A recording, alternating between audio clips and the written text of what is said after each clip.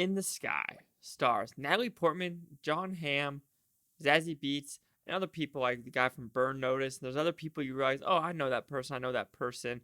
Oh, and Dan Stevens as well from Beauty and the Beast. So what's this movie about? Well, it's about an astronaut, Lucy, who absolutely loved being in space. She was maybe in space for 2 weeks, but it changed her life forever, where that's all she wants to be it.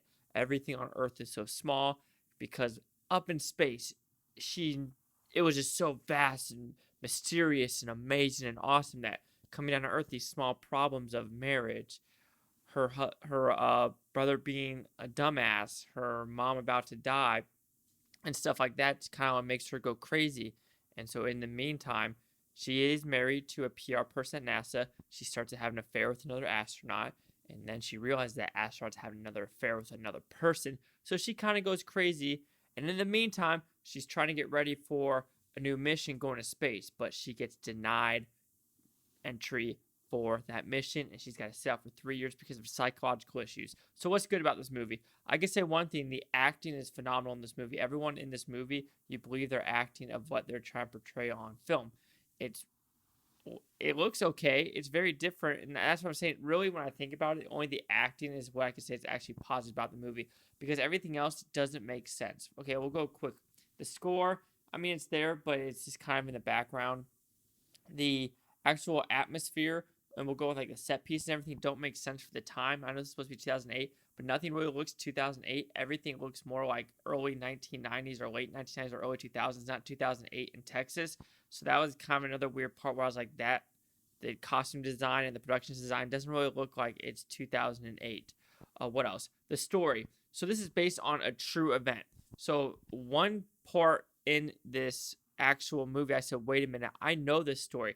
This was a story where an astronaut did go crazy and went after a couple other astronauts for another reason. This was in 2008, I want to say, where she actually went to Orlando, Florida. This movie, she goes to San Diego. So they really took one event of an astronaut going after another astronaut and made a whole movie about it. And the whole movie just doesn't make sense for what it is trying to tell. Like, the story's weird, and how they actually tell the story doesn't make sense at all, of how she gets from point A to B, why she's doing it. They really don't explain that as well. Also, we'll go with the directing. That's this. With the directing and editing, we'll put those two together. The directing and editing don't make sense. I was really confused when I first watched this movie, because it was like The Lighthouse, where it was like 1/19 or whatever the hell it's called. Then all of a sudden it'll be like IMAX, and all of a sudden it'll be full screen. Then all of a sudden it'll slowly like pan the lighthouse to this side of the screen, and then it'll start panning over here and go to this side of the screen, and then it'll start going more full screen, and then it'll start going like this, and then even get even smaller this way. You're like, what are we doing with this editing of how it should be shown on screen? This doesn't make any sense.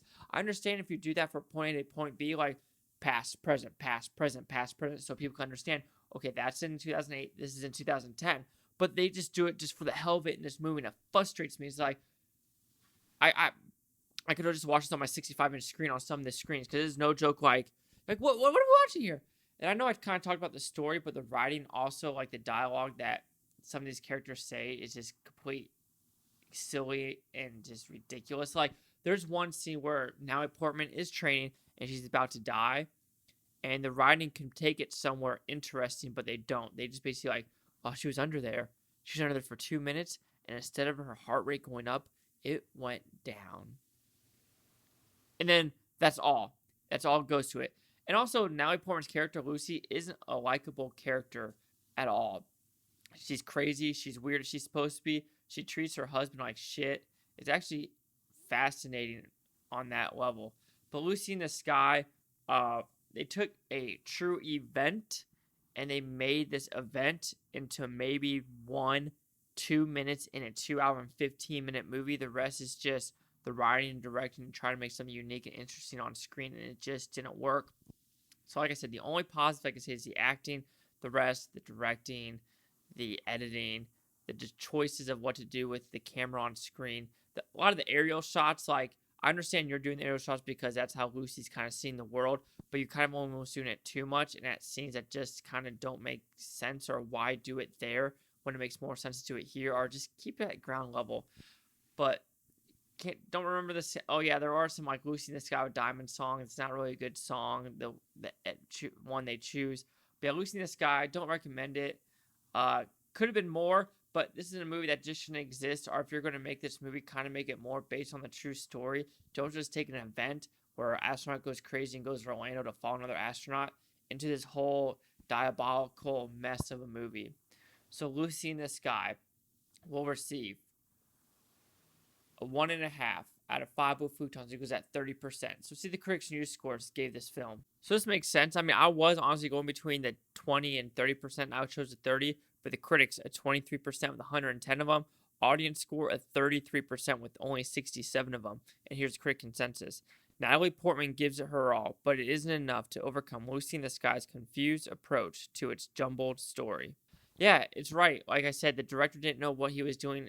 I mean, he helped write it, so he kind of knew what he tried to do with it, but just in his hands, just make it more simple. If you're going to do this, like, don't make it so odd. That's all I can really say. So 33, 30, 23. Chase out the Blue Futon. Like, comment, subscribe. One other thing is Booftonian Utopia. You Booftonians, thanks for watching, and have a great day. Man, I have so much homework to do, guys. But I still need to see Terminator, Motherless Brooklyn, Countdown, Zombieland, Maleficent, and I thought there was another one out there. And then a bunch of Netflix on, like, Dolomite Is My Name. And other ones, like, oh my god, I don't want to do homework!